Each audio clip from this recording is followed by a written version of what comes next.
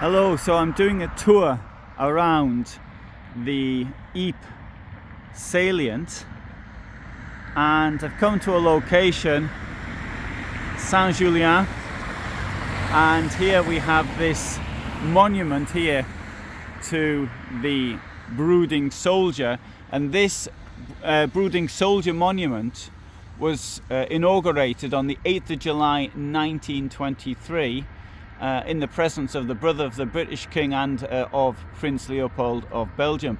10-meter high white granite column topped by the carving of a helmeted torso of a soldier's folded hands are resting respectfully on the butt of his unturned rifle. And this arms reversed is the traditional military salute to the fallen. His bowed head is looking in the direction from which a cloud of chlorine gas approached the section of the line on the 22nd of April 1915. The first large-scale chemical attack on the Western Front, but it's here it says on the sign, first large-scale chemical attack in the history of warfare. Large-scale being the appropriate word. Remember that at Belgium on the 31st of January 1915, a gas attack had already taken place. Now, front of the memorial bears the single word Canada, and there's he will have a look at that in a moment. And here we can see the day of the opening of the monument. So it's been here now for well over 100 years, and when I came here just now I thought it looked brand new. So it's that's quite an achievement for the masons who actually did it. Now, the second Battle of Ypres, as from the 22nd of April 1915, the use of gas for let's get this right, chlorine gas used here. First mass use of it. Yes, okay, I'll agree with that, because at Belgium it didn't really work out as the planners might have wanted, but here it certainly did. The thing with this battle here is that they'd been planning a gas attack, and it failed, and it failed because they didn't have the reserves that had been waiting around. Then they were needed on the Eastern Front. They went off to the east, this time got the Battle of Ypres, for example, and the battles of East Prussia had just been finishing, and the reserves weren't there. And let's just have a look at this before I sort of go off in a rant. This column marks the battlefield where 18,000 Canadians on the British left withstood the first German gas attacks, the 22nd, 24th of April 1915. 2,000 fell and lie buried nearby. So you can see now what it would have looked like, the area under attack. It was the Canadians, though, they did hold this area, and it was due to the resistance of the Canadians. Although the brunt, it must be pointed out, was borne by the French units from Normandy, from Brittany, and from North Africa. What's that say? Poel Capelle. And we also have I have to say, it's a very nice garden, this, isn't it? I think, anyway. That's written in French. Same thing, as I just read. Canada, of course, being bilingual.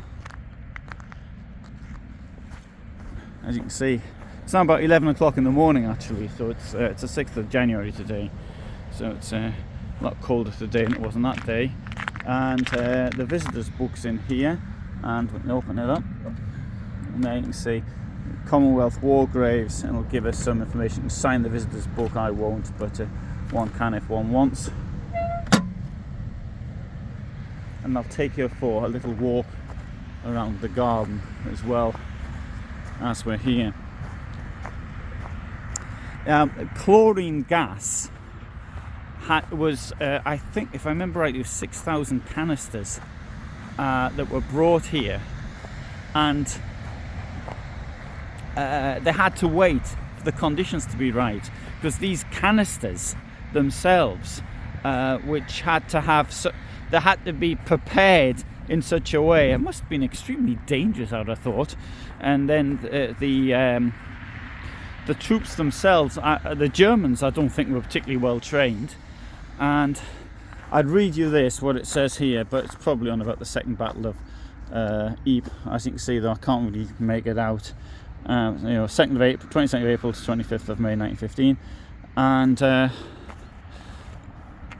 the French here were warned that an attack was going to take place by 2 German deserters. They even showed them that rudimentary gas masks that they had been issued with.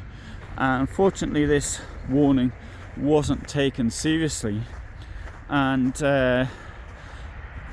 despite the fact that gas had been used on the Eastern Front, they certainly here they just were not ready for it at all.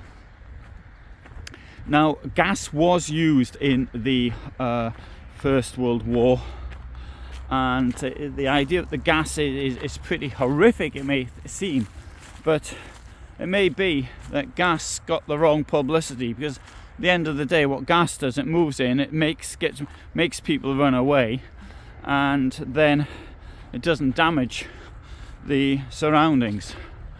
And it may have been seen in that way. Okay, this was a way of saving lives. Now, there is an issue of whether or not it was illegal under the terms of the Hague Agreement, and what's it called, the Hague, the Geneva, I've forgotten, no, whatever it is, anyway, the Hague war, how war should be fought. I'll remember the word as soon as I stop filming. And from a legal point of view, I would say it was banned, but there is an argument that it wasn't banned because it was, as it was being fired, in the way it was administered. So that's arguable. Having said that, is how it's being used, for example, now by Russians in Ukraine. That's clearly a war crime, because it's now utterly clear.